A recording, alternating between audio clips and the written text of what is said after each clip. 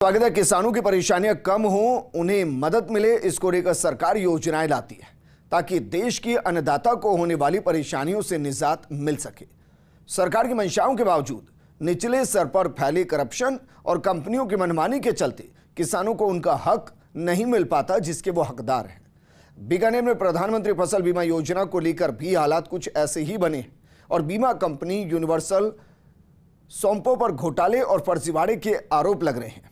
इस मामले में हालांकि मुख्यमंत्री से शिकायत के बाद अब किसानों को उम्मीद जागी है। ये रिपोर्ट देखिए। अन्नदाता हाड़ तोड़ मेहनत कर तेज गर्मी सर्दी के बीच अपनी फसल उपजाता है।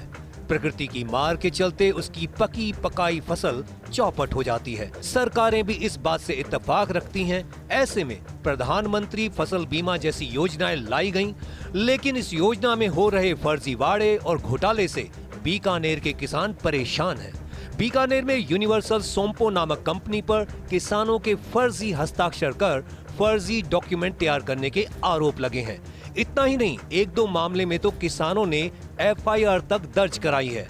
दरअसल यूं तो आम किसान की इस मसले पर सुनवाई नहीं हो रही थी, लेकिन पिछले दिनों मुख्यमंत्री भजनलाल शर्मा को भारतीय किसान संघ ने इस आशय की शिकायत दर्ज कराई थी। उस शिकायत को सीएम ने गंभीरता से लिया। जिला कलेक्टर नम्रता वृष्णी किसानों के बीच भी पहुंची, साथ साथ किसानों के साथ एक बैठक भी की।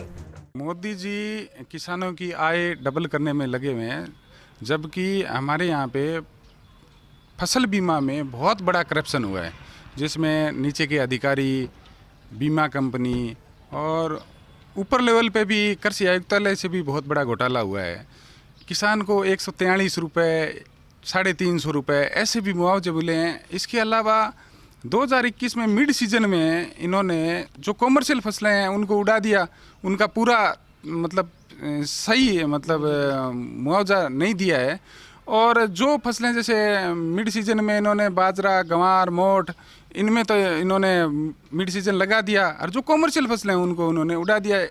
भारतीय किसान संघ ने मुख्यमंत्री को दिए ज्ञापन में खास तौर पर नोखा, कोलायत और लूणकरणसर तहसील के गांवों में बीमा कंपनी द्वारा किसानों को फसल बीमा कोई भुगतान नहीं करने का आरोप लगाया है। उनका आरोप है कंपनी द्वारा कृषि और राजस्व अधिकारियों के साथ मिलकर क्रॉप कटिंग के आंकड़ों में हेर फेर की गई है। इतना ही नहीं, इस 9 सूत्री शिकायत में कई तरह के फर्जीवाड़े के आरोप लगे हैं।